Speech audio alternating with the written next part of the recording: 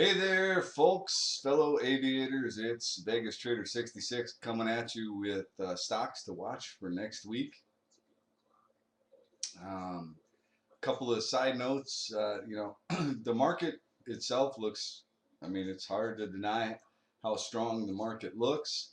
We had a nice little pop on the end of Friday, thanks to Europe coming to some type of short-term agreement with Greece. I think when people, really think about what happened there, I mean, basically all they did was kick the can down the road another 4 months. So we'll see if we get some type of a pullback in the markets on Monday. Does look as though the Nasdaq wants to try and tag 5,000. What happens after that will remain to be seen.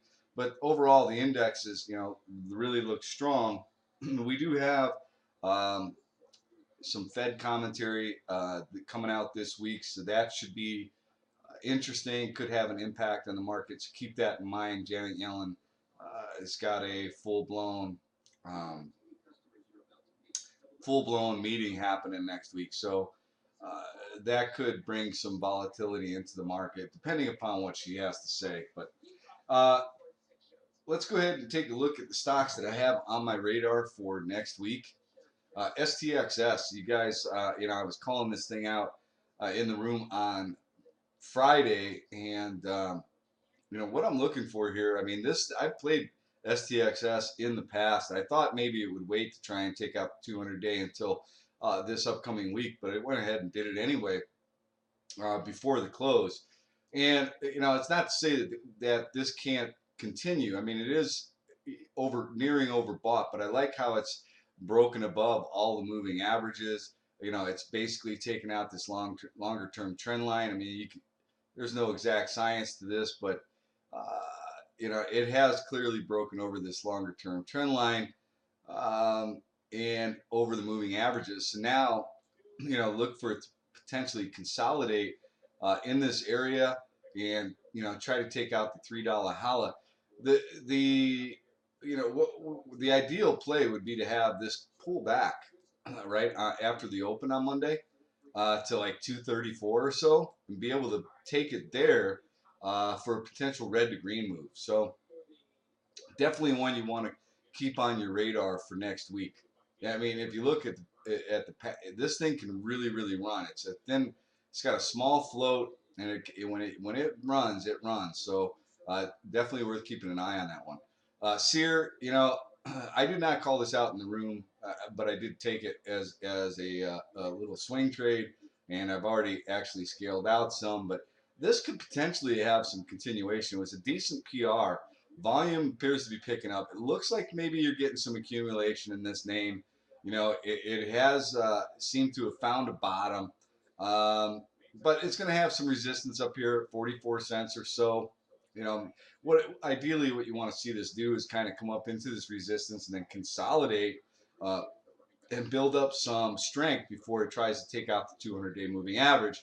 But definitely want to keep an eye on GEVO. So I've got a whole bio fuel theme for next week. You have a couple of names that are reporting, um, and GEVO it had some news last week and closed this gap, and now it's kind of testing this trend line. It may pull back, but this one again, this could be another one that is finding its bottom. That if you're willing to take it for some kind of a lottery play, somewhere around 15, 16 cents or so, maybe a place to look to jump into this one. But they dilute that crap out of this company, so just be real careful with GEVO. If it breaks this trend line, I think it could actually come up and test somewhere in the 45-cent range, possibly even all the way up to the 200-day moving averages. HDMP, little higher price stock, but I do like the way this one looks. I mean, it's testing 52-week highs, and uh, they have earnings. Keep this in mind. Everything that I have on this watch list, make sure that they don't have um, earnings coming up next week, and don't go jumping in this thing until you find out if there's an earnings report on deck. This one does have earnings next week, and it appears as though it's making its run prior to earnings. And you have to be a bit cautious with that, right? Because sometimes stocks will move up in anticipation of the earnings, leading everyone to believe that their earnings are going to be stellar, and only to report earnings and meet the street or actually miss, right? And then you get a big pullback. So you got to be a bit careful. But you could get a continuation of this one. You could get a red to green move. Before earnings, I think are on the 27th. So keep that in mind. But you could actually take HCMP for an anticipation run. Bone, this one I think has a whole new management staff. It had a big pop, and this is not a great candle here, but it was pretty decent volume. This seems to be a big area, this 360 area. So maybe it consolidates here a bit before it tries to take out and go back up and retest this 200-day moving average. But I do think it's worth keeping on your radar for a potential trade. MEET, this one, there were some rumors floating around that Yahoo was looking to potentially take these guys out, and I don't know if that's going to happen, but I do think they would make a good acquisition candidate. I think they might have earnings coming up next week. You got to be a bit careful, but volumes seem to be picking up on Friday. Stochastics look like they're crossing to the upside.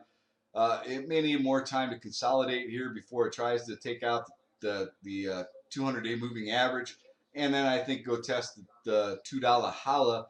But I do think meat is looking pretty attractive. WYY, as you know, I was pointing this one out. I've been actually pointing this out. I own this in my long-term hold account.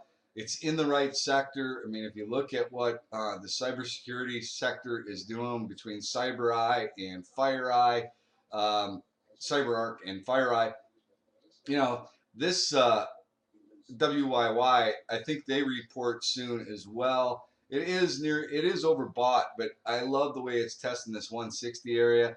I think if it breaks out with conviction, it easily goes up and tests the $1.86. There has been some insider buying here, so there are multiple reasons why I like the stock. SALT, so in the room we were talking about TNK had that nice earnings report, and if you read the earnings report, they actually were talking about their rates going up and so forth and so on, which leads me to think that maybe the shippers could be getting ready to make some type of a run. I mean, TNK didn't have any real follow through on Friday, but it did have a good it did have a good earnings report, and I'm looking for Salt to potentially take out this 50-day moving average, right? Had this nice little pop. It's testing the 50-day. It's overbought, but I'm not sure when they report earnings, but if they have a good earnings report, they could easily take out that 50-day, and I think that thing could have a nice little run. Plug, a lot of eyes on this one, so and it's a name that can rip. If it takes out basically 340 area with conviction, I think it goes up and tests the 200-day moving average, worth having on the radar. SBLK, another shipper name that could potentially run, at least come up and test $5, right? It's really consolidating nicely here, worth having on the radar. CERS, this one is getting ready, I think, to break one direction or the other. I mean, it had this nice big run up. It's been just consolidating, right? It keeps tightening up. The candles are getting smaller. It looks like it wants to break one way or another. Which way, I'm not sure. We should find out probably this week. But if it takes out this trend line with conviction, I think it could easily go back and test 650. ONN, I pointed this out in the room as potentially one that could be in play. It is overbought, but it's got a nice look to it. Look for it to take out 12 with real conviction with some volume, and I think this bad boy could run. IMGN, another one that's got a pretty nice look to it, right? I mean, it's got this gap that can fill. It's hanging out right around this 50-day moving average. I think it wants to go up and test $8 holla, potentially even go up and test 840 or so. Rush. This is the Russia bearish ETF. If they got downgraded after the close on Friday, you know, and the Ukraine news really hasn't. I mean, there's still bad news coming out of that whole region. So if more bad news comes out over the weekend or next week, this thing, you know, if Russia really takes a hit, um, this thing could scream, right? And I mean, look, it just went up to $60, so it can run. It's got a lot of overhead resistance, but just to go from 11 back to the moving averages, that's a pretty good little clip. So worth keeping an eye on Russ. Tube has earnings next week. You know, there's a price target on this thing, $22. If they crush earnings, it's likely this thing could go back up and test that 22. If they miss earnings, it's likely this thing breaks this trend line and it could get pretty ugly. But it's worth having on the radar. Another biofuel, SZYM, as you know, in the room. I did play this. I still have just a small portion of lottery shares in this name. There's a big short position in it. That's why I remain holding the lottery shares. If they miss earnings, you know, this thing's probably going to come back down and test the $2 range.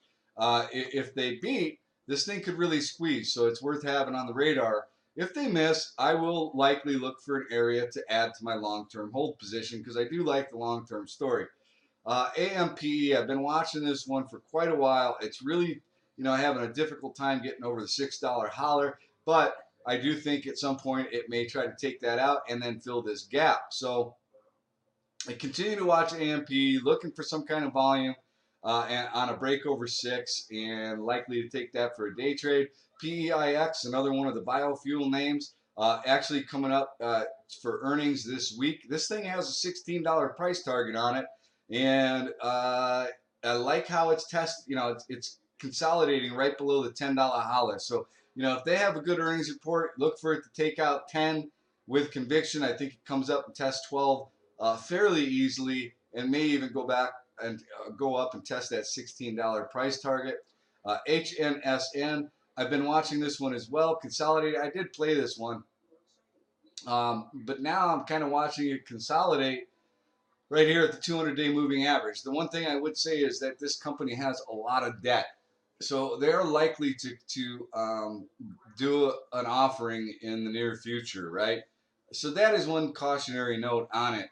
However, you know, it could also just consolidate here for a while. I mean, if it takes out this trend line, you know, basically about 110, 111 with conviction, I'd take it for a day trade, but I would not hold this one overnight in the anticipation that they may do a stock offering.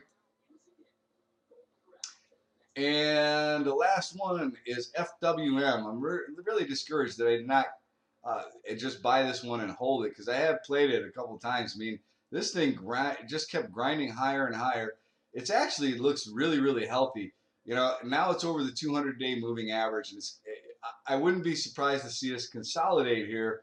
It may pull back. You know, it may pull back and test this 20-day moving average right around the $5 holla, right? I mean, maybe even come back to 475 or so. But you know, I'm considering taking FWM for a swing. I mean, just to come back up and test this longer term trend line, that's quite a big move, right? I mean, you just a test. I mean, it could remain in a downtrend, but that's a big move just to come up and test it. So I think FWM is worth keeping on the radar. That's it, folks. That's all I have for this week. Hope you find something useful in here, and I will see you guys in the chat room next week. Enjoy the rest of your weekend.